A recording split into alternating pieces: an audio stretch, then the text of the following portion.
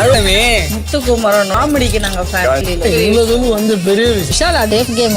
என்னது Vishal safe game விளையாடுறாரா? அதே மாதிரி முத்துக்குமரனோட காமெடிக்கு அடிமையா அப்படின்ட்டு சொல்லி ஜெஃப்ரியோட அப்பாவும் அம்மாவும் பிக் பாஸ் வீட்டுக்குள்ள வந்திருக்காங்க.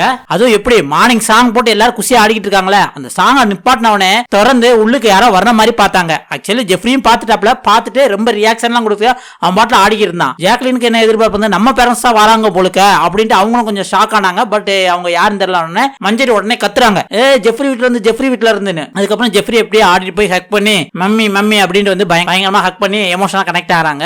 அதுக்கப்புறம் ஜெஃப்ரி அம்மா வந்து உள்ளுக்கு அவங்களும் சிறப்பா சம்பவத்தை பண்ணிட்டு போயிடுறாங்க. மெயினா வந்து ஜாக்லின் வந்து ஜெஃப்ரியை பார்த்து வந்து ஒவ்வொரு வீக்கும் ஒவ்வொருத்தவங்களோட வந்து கேம் விளையாண்டுகிட்டு இருக்கான் அப்படின்னு சொன்னாங்களே, அதுக்கு சிரிச்சுக்கிட்டே ஜாக்லினுக்கும் அந்த மாதிரி மத்த யார் பேசினாங்களோ அவங்களுக்கு பதில் சொல்றாங்க.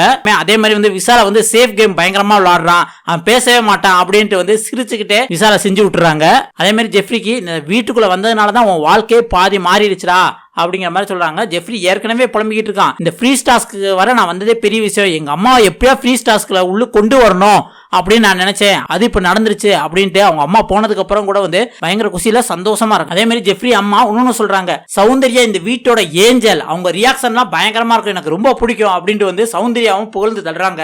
என் மகனை அன்சிதா நல்லா பாத்துக்கிறாங்க, அதனால அன்சிதாவுக்கு ஜெஃப்ரி அம்மா தான் கையில போட்டிருந்த வளையல கலட்டி அன்சிதா கையில போட்டு விட்டாங்க. இதை கேட்டு அன்சிதா பயங்கர குசி ஆயிட்டாங்க.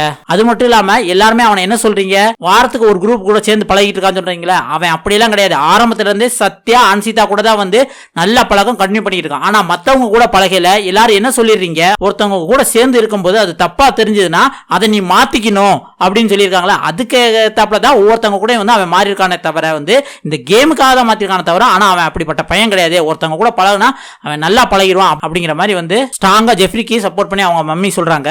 அதே மாதிரி ஜெஃப்ரி அப்பாவும் உள்ளுக்கு வந்து நல்லா பேசுறாரு. ஜெஃப்ரிக்கு என்ன அட்வைஸ் கொடுத்தாருன்னா, நீ எதை பத்தியும் கவலைப்படாத மகனே, நீ இவ்வளவு தூரம் வந்து இதே வந்து காட்ஸ் கிஃப்ட், பெரிய விஷயம் அப்படிங்கிற மாதிரி வந்து ஜெஃப்ரிக்கு செம மோட்டிவேஷனா கொடுக்குறாங்க.